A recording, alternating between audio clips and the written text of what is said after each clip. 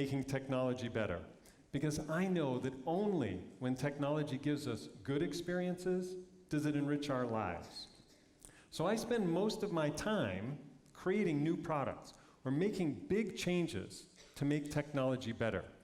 But recently, I've been thinking a lot about small changes. Well-crafted small changes, but so subtle that people don't even notice them. And yet, those small changes eliminate bad experiences. And in that way, they're also making things better. Now, when big things change in technology, they get a lot of attention. But when small things eliminate bad experiences, they go pretty much unseen, which is really kind of funny when you think about it, because most of our bad experiences, they're caused by small things. Let's say you're walking into a store, and you grab the handle, and you pull, only to discover, even though it has a handle, it's not a pull door, it's a push door. I see some of you have experienced that. Well, when I see a door like that, I think that's a small thing that should have been easy to fix. So let's say you're going to an online store and you see a toaster that you're really interested in, but the website makes you put that toaster into your cart before they tell you the price. I'm suspicious. Did they just raise the price of that toaster because now they know I'm interested? To me, that's a bad experience. And we all have bad experiences. The things we interact with are rife with them. It could be the app on your phone. It could be dealing with customer support. Or maybe it's filling out a form. And we've all purchased products that waste our time or don't meet our needs. The difference? It's actually my job to make those things better. My job is user experience. And user experience is a combination of science, engineering, and art. What user experience people do is we study people until we fully understand them.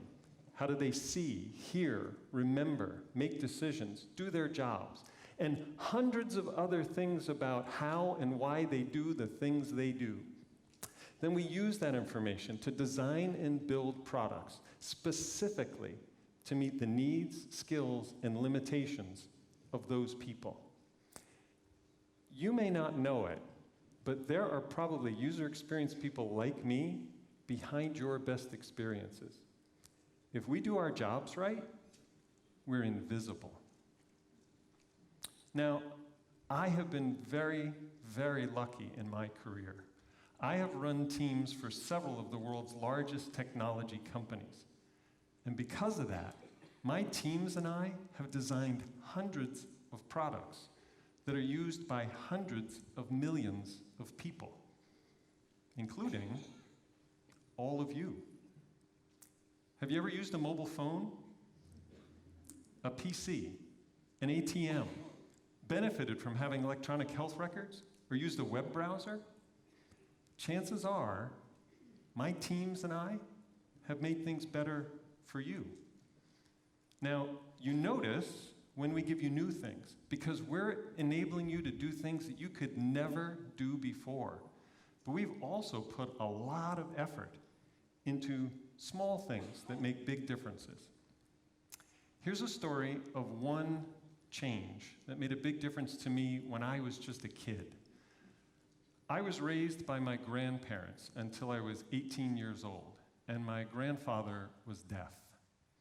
When I was 7, I realized he never joined us to watch television because he couldn't hear what was going on. And I think that that was the first time I wanted to make technology better. Now, there was no television that could be made loud enough for him to hear. So my grandfather and I took the television apart, and we figured out how to splice the audio so that we could create for him his own volume control, and it connected to his hearing aid without changing the volume in the rest of the room. And that one change completely changed our family dynamics. because for the first time, he could join us and we could watch television as a family.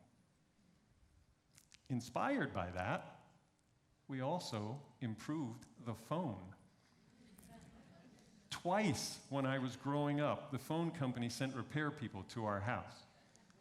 Back then, AT&T owned the wires, the boxes, they even owned the phone in your house. And their monitoring had detected that something was wrong with the phone. They caught us. We had modified the phone. We modified that phone so that the volume went higher, way higher than it was ever designed to do. So I told him, there's nothing wrong. We simply made your phone better. They did not appreciate that at all. 15 years later, I worked for AT&T, and I started their team focused on designing for people with disabilities. And for years, we made hundreds of little changes to AT&T's products that able-bodied people never even noticed. But those changes allowed people with hearing, vision, and mobility impairments to buy and use the same products that able-bodied people bought. And because of that, they could hold better jobs, and they could also hear their loved ones' voices. So you see that one modification that we made to my grandfather's phone led in time to making things better for millions of people. And that's how user experience works. Now, I don't want you to get the wrong idea. Working on the latest technology and making new products is very, very cool. But when you think about the power of a small change to make a big difference and no one noticing, that's even more impressive. So I'm going to share with you a couple of things that user experience people do that I bet you've never thought about.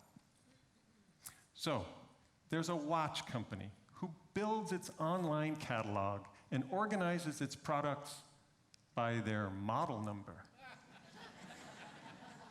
Yeah, so a user experience person comes along and says, I'm going to reorganize that the way you would organize it. And suddenly, that company starts selling a lot more watches. And it's all because you could finally find what you were looking for where you thought it should be. And the effort was nothing. It seems natural to you, so you never think somebody had to design that. Instead of printing things in all capital letters, user experience people make sure that the things that you read are in mixed case letters. And you will read faster without even knowing that you are. When a system is busy, it can look like that. Or we can put in a phrase, and thank you. And you will prefer this interaction. But what you may not know is if that's the only change we make in a whole product, your ratings of the whole product will go up, and you won't be able to tell us why you like it more. Politeness counts. Now, there are literally hundreds of things like that user experience people do all the time to make things better. But my personal favorite is that we design things to save you time. Because time is human potential, and it can be wasted on bad experiences, or it can be put to good use. Let me show you. My team and I worked on a Windows operating system feature, and we designed it so that in most cases, you did not need to sign in. And because we saved you that task, we saved you 30 seconds. Yeah, okay. I get it. 30 seconds is not a lot of time. It's not very impressive. But if you consider that conservatively, you would have had to sign in 10 times a month. Haha. Yes. Then, over 1 month, we've given you a whole 5 minutes. No, still not impressive for you as individuals, is it? But here's the thing. Consider this collectively and globally. That's when it's important. Because you see, in that month, there were 200 million users of that operating system feature, not just you. And because of that, our 30-second savings, it didn't save 5 minutes. It saved 1 billion minutes. Now, 1 billion, that's kind of hard to get your head around, right? Think of it as 16,666,666 hours, or an impressive 1,903 years of human potential saved every month because of one 30-second change. Think about that. That's time that would have been wasted on a bad experience or put to better use, like spending the next 1,903 years watching TED Talks. But seriously, I've been talking about one change to one product. But if you think of all the user experience people making all these changes to eliminate all the bad experiences from all the things that you interact with, and we haven't just made changes to save you 5 minutes. The changes didn't even just give you the time you spent here today. Those changes have given you days and days of your time. So what are you going to do with all that time? Thank you.